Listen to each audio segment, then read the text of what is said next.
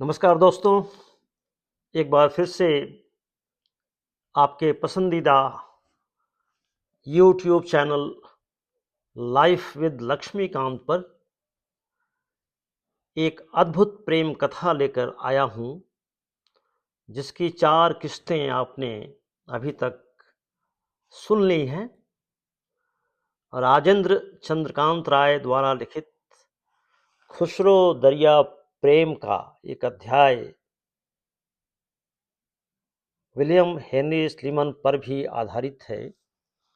एक ऐसा अंग्रेज अफसर जिसके व्यक्तित्व में भारतीय अस्मिता की सुगंध बिखरी रहती थी। वो एक फ्रेंच लड़की एमिली से प्रेम किया करते थे। बाद में उसी एमिली से उनका विवाह हो जाता है। मध्य प्रदेश की सांस्कृतिक राजधानी संस्कारधानी जबलपुर में। तो आइए राजेंद्र चंद्रकांत राय की किताब से यह प्रेम कथा। पिछली किस्त में आपने सुना कि जब समुद्री जहाज पर विलियम हेनरी स्लीमन अपनी प्रेयसी पत्नी जोसेफिन एमिली फंतेन के साथ यात्रा कर रहे थे, तो एक दिन एमिली उनसे कहती हैं कि चलो, समुद्र का नज़ारा बड़ा खूबसूरत लग रहा है, हम तुम्हें डेक पर ले चलते हैं। एमिली स्लीमन को डेक पर ले जाती हैं और वहाँ देखती हैं, दिखाती हैं कि तमाम असंख्य सुनहरी नीले रंग की मछलियाँ किलोले कर रही हैं।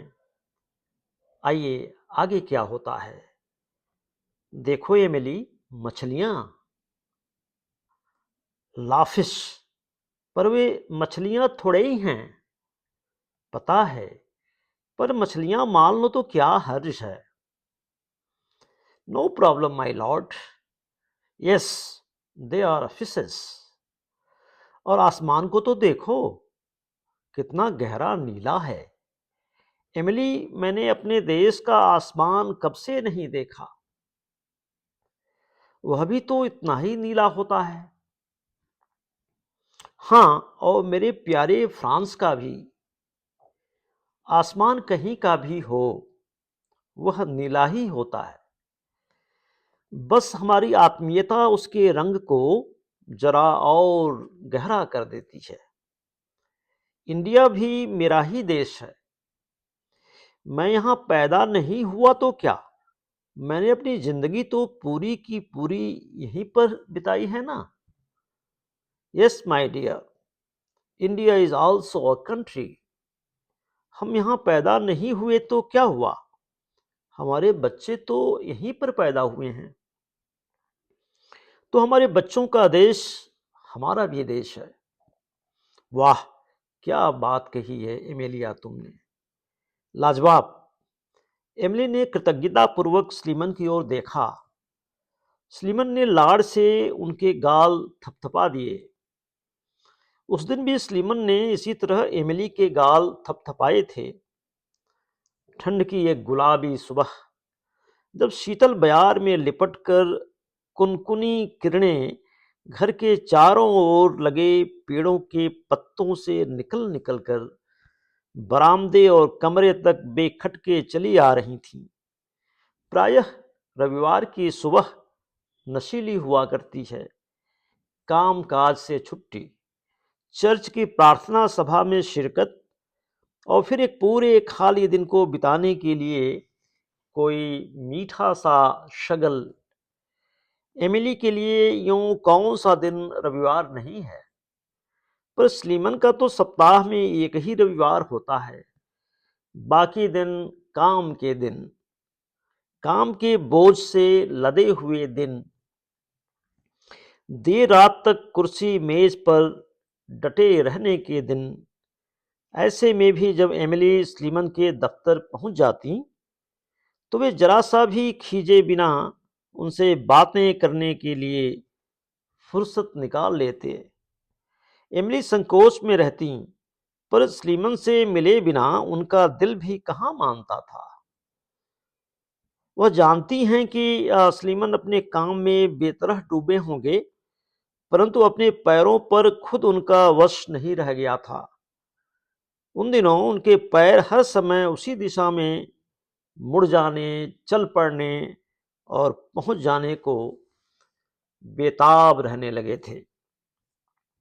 उस दिन भी वह जानती थीं कि स्लीमन चर्च आएंगे। वे बिला नागा चर्च आते थे और चर्च इतने करीब था कि स्लीमन टहलते हुए पैदल ही वहां पहुंच जाते थे। एमिली को भी पैदल चलना भाता था। बहुत सारे लोग पैदल ही आते थे। हाँ, कैंट एरिया से आने वाले कुछ लोग जरूर घोड़ों पर आया करते थे। वे फौज के लोग थे और घोड़े पर आना उनके फौजीपन का अभिन्न हिस्सा था। ओवरकोट और फेल्ट कैपों की भीड़ में स्लीमन को खोज निकालना एमिली के लिए कठिन न था। अपनी कद काठी और एक खास किस्म की चाल ढाल के कारण वे सबसे अलग थे। उस दिन भी प्रार्थना के बाद जब लोग चर्च से बाहर निकलने लगे, तब एमिली ने थोड़ी सी जहमत के बाद उन्हें खोज ही लिया था। वे बाहर की सड़क पर उन 3-4 लोगों से घिरे खड़े थे जो उन्हें ठगी स्लीमन के नव प्रचलित नाम से संबोधित कर रहे थे। एमिली चुपके से जाकर उस झुंड में शामिल हो गई थीं। तो मिस्टर ठगी स्लीमन, इस गुजरे हफ्ते में और कितने लोग पकड़े गए? अच्छा, यह बताइए कि क्या वे लोग जादू टोना भी जानते हैं? चेहरे से खूंखार दिखाई पड़ते हैं क्या? वे अपने को देवी पुत्र क्यों कहते हैं? हम लोगों को हम लोगों को कोई खतरा तो नहीं है ना? सवालों की इस झड़ी में स्लीमन सिर्फ मुस्कुरा रहे थे। जवाब देने का कोई अवकाश सवाल करने वाले छोड़ ही कहाँ रहे थे। सवाल बढ़ते ही जा रहे थे और सवाली भी। देखते ही देखते वहां बहुत से लोग एकत्र हो गए। स्लीमन ने उस भीड़ पर दृष्टिपात किया और मुस्कुराकर कहा, क्लब में एक दिन मेरी स्पीच रख लीजिए। मैं ठगों के बारे में सारी बातें विस्तार से वहां बता दूंगा। निश्चिंत रहिए, आप लोगों को कोई खतरा नहीं है। ओके, यही ठीक रहेगा। क्लब के सेक्रेटरी मिस्टर मार्टिन से बात करके दिन तय कर लेते हैं। Okay mister Sleeman sir, goodbye. Goodbye. लोगों के बड़े बड़े कैप इधर उधर हुए तो स्लीमन को एमिली दिखाई दी। वे उन्हें देखकर मुस्कुराए। Good morning mister William. Very good morning miss Josephine. ना ना, मैं एमिली ही ठीक हूँ। Okay miss Emily, how are you? I am fine, and you? I am also fine. कोई जल्दी ना हो तो चलिए मेरे घर पर एक एक कॉफ़ी हो जाए। Why not? Thank you for this proposal. ठंड घट रही थी और सूर्य का ताप बढ़ चला था, पर बात करते समय मुंह से निकलने वाली वाष्प कम ना हुई थी। हाथों को ओवरकोट के जेबों में ठूसे हुए वे चहलकदमी सी करते हुए आगे बढ़े। देख लीजिए मिस एमिली, ठंड के तेवर यहाँ भी कुछ कम नहीं हैं। आपको गर्मी और धूल से शिकायत थी ना? हाँ, ठंड तो यहाँ भी अच्छी खासी है। हालांकि टेम्परेचर 12-14 तक होगा। हाँ, इतना ही होगा। हमारे देशों की तुलना में कुछ ज़्यादा ही है, पर ठंड की अपनी एक रोमांटिकता भी तो होती है। I love it. कॉफ़ी का मज़ा ठंड में दोगुना हो जाता है। रात को देर तक जागना पड़ा और कॉफ़ी पीकर सुबह एक कप कॉफ़ी पीकर ही चर्च आ गया था। सुबह एक कप कॉफ़ी पीकर ही दफ्तर आ गया था, यही शायद मैं बात कर रहा था। तो अ, कहती है Emily, I love it. Coffee का मज़ा ठंड में दोगुना हो जाता है। रात को देर तक जागना पड़ा और सुबह एक कप कॉफ़ी पीकर ही चर्च में आ गया था, यह स्लीमन कहते हैं। क्यों जागते रहे देर तक? एमिली ने जरा शरारत से पूछा। स्लीमन ने एमिली की शरारत को लक्ष्य किया, पर उसे तवज्जो न देते हुए कहा कि एक ठग के बयान लेता रहा। एमिली उछल पड़ी। ठग का बयान? फिर कोई ठग पकड़ा है क्या तुमने? हाँ, मुझे भी बताओ ना, क्या कहा उसने? मुझे ठगों के बारे में कुछ भी नहीं पता, पर इधर आकर उनके बारे में खूब किस्से सुने हैं। यूरोपियन तो तुम्हें भी ठगी स्लीमन कहते हैं। एमिली हंसी। मुझे पता है, मेरा मजाक उड़ाया जाता है। नहीं, मजाक नहीं, लोग बहुत आदर करते हैं। आदर का तो पता नहीं, पर मेरे सहकर्मी और बड़े अफसर तो मेरा मजाक ही उड़ाते रहे हैं। वे समझते हैं मैं एक भ्रमित व्यक्ति हूं, जो ठगों के अस्तित्व के भ्रम में पड़ गया है। पर अब सच्चाई सामने आ गई है और सच्चाई को पचा नहीं पा रहे हैं वे लोग। अच्छा मिस्टर विलियम, आप पहली बार ठगों के बारे में कैसे जान पाए थे? क्या आपको पहले से पता था कि वे होते हैं? नहीं मिस एमिली, मुझे कुछ भी नहीं पता था। मैंने तो बस पुराने यूरोपियन अफसरों के लिखे हुए यात्रा वृतांत और टिप्पणियां पढ़ी थीं। जब मैं बंगाल आर्मी का कैडेट बनकर हिंदुस्तान आया था, तो मैंने कोशिश की थी कि यह जान लूं कि यह देश कैसा है, इसकी भाषा और संस्कृति क्या है, इसकी समस्याएं क्या है। अगर मैं इन बातों को नहीं जानता हूं, तो मैं एक अनजाने मुल्क में काम कैसे करूंगा?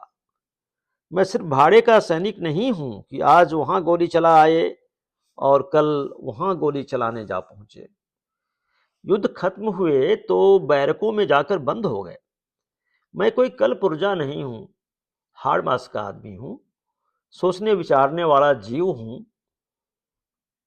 सभ्यता पर गर्व करने वाले देश का नागरिक हूं।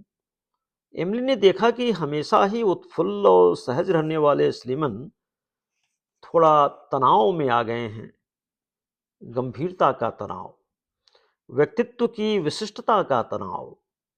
पर एमिली ने व्यवधान न डालने की गरज से चुप रहना ही बेहतर समझा।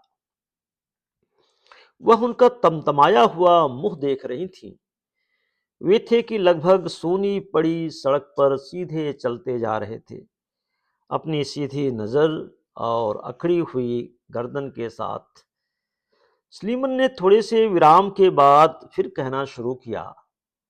मिस एमिली, मेरा जन्म कार्नवाल के ऐसे परिवार में हुआ जो सैनिक परिवार के रूप में अपनी एक पहचान रखता था। मेरे पिता कैप्टन फिलिप भी सेना में ही थे। हम लोग 8 भाई थे। इनमें से 3 नौसेना में और एक भूसेना में है। मेरा क्रम 5वां है। मेरे मन में तो बचपन से यही स्वप्न रहा है कि मैं भी सैनिक का जीवन ही जीऊं। मेरा दूसरा सपना था मेरा दूसरा सपना था हिंदुस्तान। उस देश में मेरा भविष्य मौजूद था। वह मुझे बुला रहा था, लगातार उकसा रहा था। बार बार ऐसा प्रतीत हो रहा था कि कोई कान में कह रहा हो, जैसे आओ विलियम, चले आओ, देर ना करो, यहाँ तुम्हारे लिए बहुत काम है, तुम्हारी प्रतीक्षा हो रही है। एमिली ने अपने पारिवारिक मित्र की सहायता से अपने लिए जो निजी बंगला पा लिया था, वह आ गया था।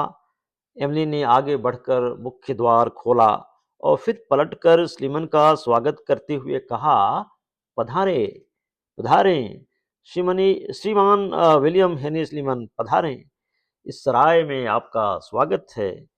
स्लीमन ने सदा की तरह मुस्कुराते हुए ही अंदर कदम रखा तो एमिली वहां से दौड़कर बरामदे में जा पहुंची। वे बरामदे में आए तो वह बैठक कक्ष में दौड़ गईं और मुड़ मुड़कर पधारने की अभ्यर्थना करती रहीं। स्लीमन को बैठाकर अंदर की तरफ भागीं, फिर तुरंत लौट भी आईं। कॉफी आ रही है मिस्टर स्लीमन। अच्छा, फिर क्या हुआ? आप बता रहे थे कि यह देश आपको बुला रहा था। हाँ एमिली, सिर्फ मुझे ही नहीं, यह मुल्क इंग्लैंड के प्रायः हर नौजवान का सपना है। अधिकतर लोगों के लिए इस कारण से कि हिंदुस्तान आना अपार धन संपदा कमाने का रास्ता लगता है उन्हें।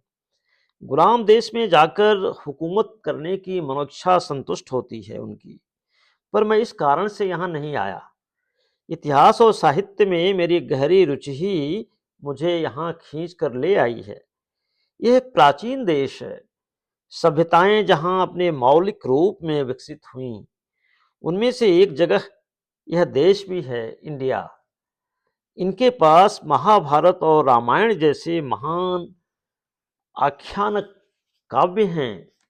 होमर से जिनकी तुलना हो सके वैसे कवि हैं, व्यास, वाल्मीकि, कालिदास। विविधताओं से भरा देश है यह। धर्मों की विविधता, संस्कृतियों की विविधता और भाषाओं की भी विविधता है यहाँ पर। कितने विदेशी यहाँ आए, पर सब यहीं खप गए। यहाँ आकर कुछ अपनी संस्कृति तक गंवा बैठे, और कुछ ने अपनी संस्कृति से इस देश को प्रभावित किया, तो कुछ यहाँ की संस्कृति से प्रभावित हो गए। एक देशी आया कॉफी के प्यालों वाली ट्रे लेकर हाजिर हुई। एमिली ने ट्रे संभाल ली और कॉफी बनाना शुरू किया। स्ट्रॉन्ग या मीडियम? मीडियम ही बनाओ मिस एमिली, और sugar 2 spoon only. Dakor, Emily ने सहमति दी। कॉफी बनाकर स्लीमन के हाथों में जरा अतिरिक्त आदर के साथ ही पेश की। वे उनकी बातों से प्रभावित होती जा रही थीं। सिर्फ प्रभावित ही नहीं, बल्कि श्रद्धावनत भी। फिर मिस्टर स्लीमन, मुझे आपकी बातों में बेहद दिलचस्पी है। प्लीज मुझे और बताइए ना। हाँ हाँ, क्यों नहीं। तुम सा सुहृदय मित्र पाकर ही आज मन की बातें कह पा रहा हूँ। कम ही लोग हैं यहाँ जो इन बातों को सुनना चाहें, या मैं ही जिन्हें सुनाना चाहूँ। Thank you mister Sleeman. आपसे मुझे आपने मुझे इतना आदर दिया। Thank you so much. मैं यहाँ एक अध्येता के रूप में ही अपनी निजी भूमिका देखता हूँ। कंपनी के अफसर के रूप में मेरे जो कर्तव्य हैं वे अलग हैं, पर उन कर्तव्यों को पूरा करते हुए मैं कभी भी नहीं भूलता कि इस देश के पास ऐसा बहुत कुछ है जिसके लिए हमें हमेशा उसका कृतज्ञ रहना पड़ेगा। स्लीमन ने कॉफ़ी की चुस्की ली। जब मैं 15 नवंबर को नेटिव इन्फेंट्री के एक सैनिक के तौर पर नेपाल से बैरकपुर लौटा था, मैं बैरकपुर से कभी कभी लाल दीदी के किनारे बने फोर्ट विलियम कॉलेज की लाइब्रेरी में जाने लगा था। वहीं मैंने 15 महीने का लैंग्वेज कोर्स ज्वाइन किया। मैं वहाँ पर अरबी और फारसी भाषाएं सीखने लगा। इसके अलावा मैं फोर्ट विलियम कॉलेज की लाइब्रेरी की किताबें भी पढ़ता रहता था। वे किताबें ही मेरा मुख्य आकर्षण थीं, मेरे प्राण थीं। उन्होंने फिर कॉफ़ी का घूंट लिया। ठंडी हो गई है क्या? नहीं, ठीक है, बहुत राहतकारी। और वे मुस्कुराए। उसी लाइब्रेरी में मुझे एक सैलानी की किताब मिली। वे तुम्हारे ही देश के थे, मिस्टर एम थ्यूनाट। उन्होंने भारत का भ्रमण किया था और यात्रा वृतांत के रूप में अपने अनुभवों को लिखा था। वे 17वीं शताब्दी में भारत आए थे। उनकी उस किताब में ही मुझे वे पहली बार मिले। वे यानी कि ठग। थ्यूनाट ने उनका जैसा चित्रण किया था उससे वे बड़े रहस्यपूर्ण लगे। उनके बारे में कोई नहीं जानता था कि वे कौन लोग, कहाँ रहते हैं, कहाँ से आते हैं, वारदात को अंजाम देते हैं और जाने कहाँ गायब हो जाते हैं। स्लीमन ने कॉफी का अंतिम घूंट लिया और खाली प्याला मेज पर रख दिया। वे काफिले के काफिले गायब कर देते थे, सारे लोगों को मौत के घाट उतार देते थे, पर लाशों का नामो निशान तक नहीं छोड़ते थे। वे घोड़े ऊंट भी गायब हो जाते थे। लोगों को मारने के उनके बहुत से ढंग थे, जैसे गले में एक लंबे और पीले रुमाल का फंदा डालकर फांसी लगा देना या धतूरा खिलाकर मार डालना। यही उनकी हत्या करने की शैलियां थीं। ओ माँ, एमिली सिहर उठी। हाँ मिस एमिली, मैंने तय किया कि यदि ऐसे लोग भारत में हैं तो मैं उन्हें जरूर खोज निकालूंगा और उन्हें इन सब के लिए सजाएं भी दिलवाऊंगा। बस उसी दिन से मैं उनकी खोजबीन में लग गया था। और जरा देखो तो एमिली, जब मैं फौज की सेवा से निकलकर किसी कॉलेज में पढ़ाने को उत्सुक था, तभी मुझे मेरी इच्छा के विरुद्ध सिविल सेवा में लेकर उसी सागर नर्मदा टेरिटरी में भेज दिया गया, जहां ठगों के बड़े बड़े अड्डे थे। नरसिंहपुर में मेरे दफ्तर से 200-300 गज की दूरी पर कंदेली नाम की एक जगह थी। वही उन ठगों की सबसे मुफीद आरामगाह थी। तो मैंने उनका सुराग लेना शुरू किया, कुछ को गिरफ्तार भी किया, उनके बयान लिए, उनके बारे में जाना। उन्होंने जो बयान दिए हैं वे तो रोंगटे खड़े कर देते हैं। पल भर के लिए स्लीमन चुप रहे। पहले जब मैं उनकी खोजबीन में लगा था तो मेरे अफसर मुझ पर हंसा करते थे कि मैं ऐसे काल्पनिक लोगों की तलाश में पड़ा हुआ हूं, जो कि हैं ही नहीं। मेरे सहयोगी मेरे साथ काम करने से कतराते थे, क्योंकि उन्हें भी ऐसा लगता था कि वे एक फिजूल के काम में जाया हो रहे हैं। और अब जबकि मैंने सच्चाई को रहस्य के अंधेरे से बाहर निकाल कर दिखा दिया है, तो मैं ठगी स्लीमन कहा जाने लगा हूं। तो दोस्तों, इस एपिसोड में स्लीमन की प्रेम कथा का इतना ही अंश। आगे छठी किस्त में स्लीमन की प्रेम कथा का अगला अंश लेकर आपके सामने उपस्थित होऊंगा। तब तक अगर आपने हमारा यूट्यूब चैनल, आपका YouTube channel live with Laxmikant को सब्सक्राइब ना किया हो तो कृपया ज़रूर कर लीजिएगा। बेल आइकन ज़रूर दबाइएगा, ताकि जो भी मैं कंटेंट वीडियो अपलोड करूं वो आपको तुरंत दिखाई दे। लाइक भी कीजिएगा और अपने कमेंट से, अपने सुझावों से हमें और बेहतर कंटेंट बनाने के लिए प्रोत्साहित करिएगा। तब तक के लिए आपका बहुत बहुत शुक्रिया।